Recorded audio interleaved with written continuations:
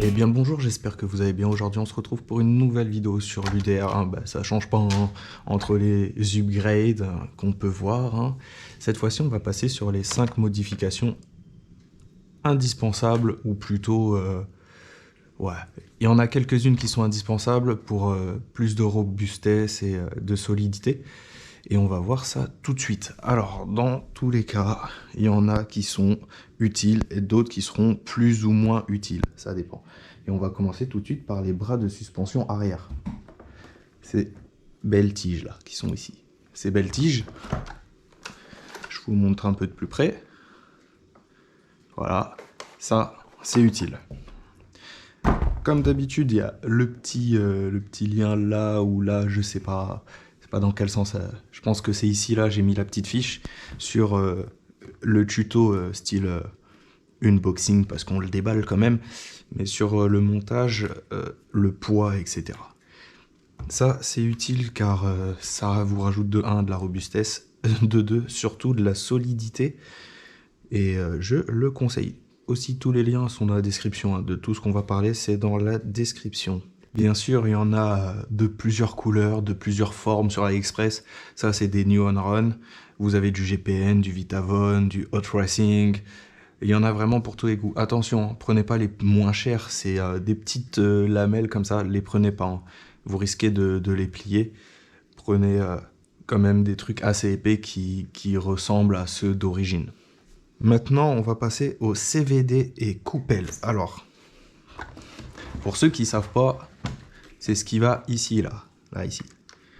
Ceux d'origine, ils font 4,5 mm. Les GPM, ils font 6,5 mm. On passe à 2 mm de plus, c'est des Heavy Duty, beaucoup mieux.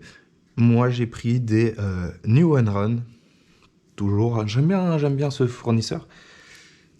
Des New On Run, pourquoi? Parce qu'ils sont entre le Heavy Duty et ceux d'origine.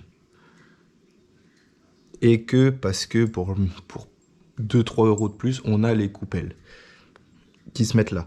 Je connais pas encore la tolérance de ces coupelles, je sais pas si ça y ressemble, si l'épaisseur est pareille ou non. Du coup, je pourrais pas vous dire. Mais si vous prenez du New On Run, je vous conseille de prendre l'ensemble directement. Ça, vous partez sur du neuf. Les New On Run, alors, pour en revenir, on commence ici à du 5 mm.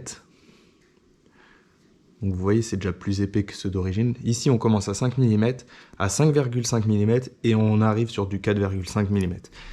Donc c'est pour ça que je dis que c'est un mix entre le GPM et celui d'origine. Est-ce que c'est utile? Plus ou moins. Parce que ça vous permettra déjà d'avoir une meilleure solidité, même si ceux d'origine sont déjà très solides. Et ça vous permettra justement d'emmagasiner un peu plus de puissance dans l'arbre, en fait. Il y aura un peu moins de torsion et on enverra plus de puissance sur les roues avant. Tout simplement. Il y a plusieurs couleurs sur AliExpress, hein, comme d'habitude. Après, les tailles restent relativement les mêmes. Donc après ça, à vous de voir ça, c'est plus ou moins utile. Pour la troisième pièce de modification qui va vous apporter solidité, qui est vraiment plus ou moins utile, je la conseille aussi, c'est l'arbre de transmission avant. Donc c'est cette petite pièce, c'est du GPM. Pourquoi je vous la conseille? Très simplement parce que ça va augmenter votre robustesse, la solidité, car la transmission avant c'est du plastique. Ça veut dire que vous pouvez rouler à force de freiner, accélérer, par exemple, faire des gros dérapages. Cette petite pièce en plastique se déforme et elle casse. Du coup, on perd la transmission avant. Certes, cette pièce-là est beaucoup plus lourde, mais elle sera plus solide avec le temps. Et en tout cas, vous pouvez emmagasiner beaucoup plus de puissance vers le diff avant. Et comme on y revient en début de vidéo, sur les CVD avant. Du coup, on envoie beaucoup plus de puissance, on a une meilleure tenue de route. Cette pièce, je ne peux que la conseiller. Achetez-la et le jour où vous cassez, vous l'avez déjà. Il y en a, ils la remplacent par les pièces en plastique. Mais s'ils l'ont déjà cassé une fois en si peu de temps, ils peuvent la casser une seconde fois en si peu de temps. Là, vous aurez plus de problème. Après, ça dépend comment vous roulez. Si vous roulez comme un gros bourrin, désolé du terme, vous casserez systématiquement. Si vous roulez... c'est une maquette roulante, hein. si vous roulez comme elle doit être roulée, vous ne casserez pas. Donc cette pièce, je peux que vous la conseiller. Celle-là, c'est du générique, mais si vous tapez celle de GPM, c'est exactement la même. Donc vous avez 2 vis qui sont fournies avec, qui vont ici. Il y a une autre vis qui va là, mais c'est celle qui va dans le planétaire. Donc je vous la montre. Pourquoi je vous la montre comme ça, malgré qu'il y a la petite fiche de tuto? C'est parce que vaut mieux que je vous la montre comme ça, qu'on ne la voit plus. Ça serait embêtant. 4e pièce que je vous conseille, les bras de suspension supérieurs et non inférieurs. Pourquoi? Je vous explique. Les supérieurs, c'est ceux-là. Tout dépend comment vous roulez, où est-ce que vous roulez, c'est-à-dire terrain accidenté, piste style club. Il n'y aura jamais de problème si vous tapez sur l'avant, sur une roue ou autre. Eux, ils risquent de ne pas casser. Pourquoi j'ai toujours ceux d'origine? C'est parce que j'ai pas encore l'utilité de les changer. Ils seront changés plus tard, mais pour l'instant, je vois pas l'utilité. Par contre, ce que je déconseille, même si c'est plus joli, c'est plus... même si c'est vrai que ça ferait plus joli d'avoir les 2 pièces de la même couleur, gris et gris par exemple, ceux du bas, je vous les déconseille.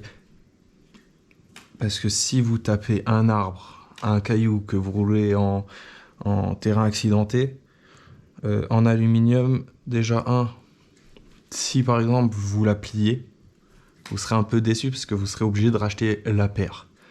Ça, c'est de 1.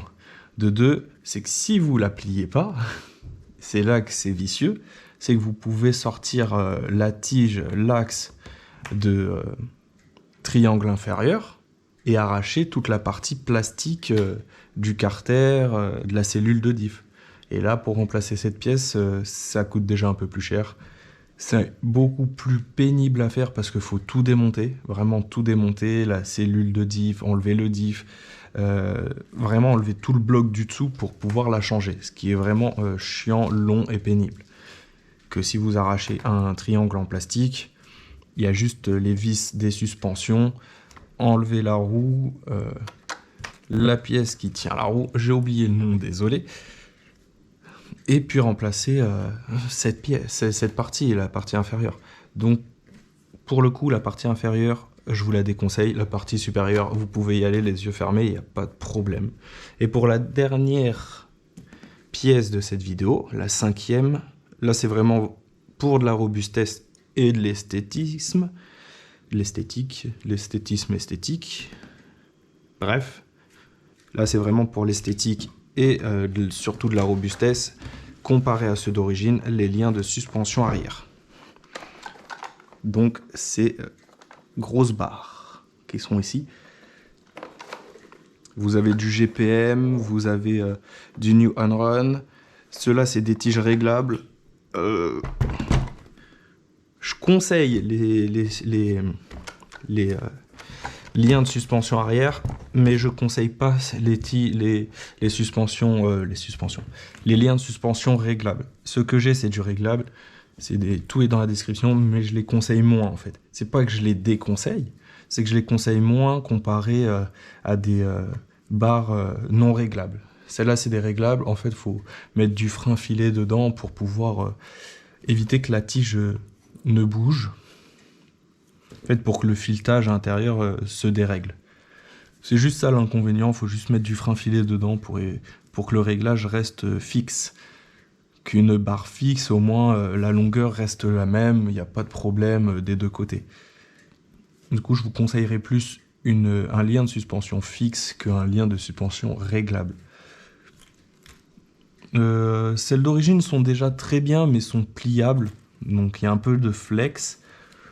C'est pas foufou, hein. Elles sont très bien celles d'origine, mais un peu plus de robustesse, surtout quand on change le pont arrière par exemple, ou qu'on commence à mettre du poids. Ça n'a plus rien à voir, hein. Avoir des barres plus épaisses, on a un pont arrière déjà beaucoup plus stable que ceux d'origine. Voilà, ça c'était les 5 modifications indispensables. Comme vous avez pu le voir, il y en a qui sont pas vraiment indispensables, d'autres qui sont plus indispensables C'est pour ça que je fais entre guillemets, comme les heavy duty, là, les CVD, c'est pas vraiment indispensable, mais c'est mieux de un jour les changer. Par exemple, si vous devez changer juste les coupelles, autant acheter tout le kit et partir sur du propre. La transmission avant, par contre, indispensable. Ça, c'est vraiment indispensable. L'avoir de côté, c'est toujours mieux, parce que si on pète, on peut la changer. En tout cas, j'espère que cette vidéo vous a plu, qu'elle vous a permis de voir un peu mieux certaines pièces qui sont indispensables ou non. Pour en revenir, les bras de suspension inférieurs arrière, normalement j'aurais dû les mettre dans la première vidéo, sauf que ça m'aurait fait 6 upgrades. C'est pour ça que je les mets dans la deuxième vidéo. Ça, indispensable, hein. Ça c'est l'une des premières pièces que j'ai changées dès le départ. Et que je ne regrette pas, parce que quand je vois la gueule de certaines barres en plastique qui se tordent à cause d'un choc, voilà. Un petit pouce bleu, un petit commentaire, un petit abonnement, et on se retrouve très très vite pour les, pas tutos, mais les installations de ces pièces par exemple. À moins qu'elles soient déjà sorties juste avant, mais il y en aura d'autres. Comme les suspensions arrière, qui sont toujours pas là. En tout cas pour moi. Et des bisous. Ciao.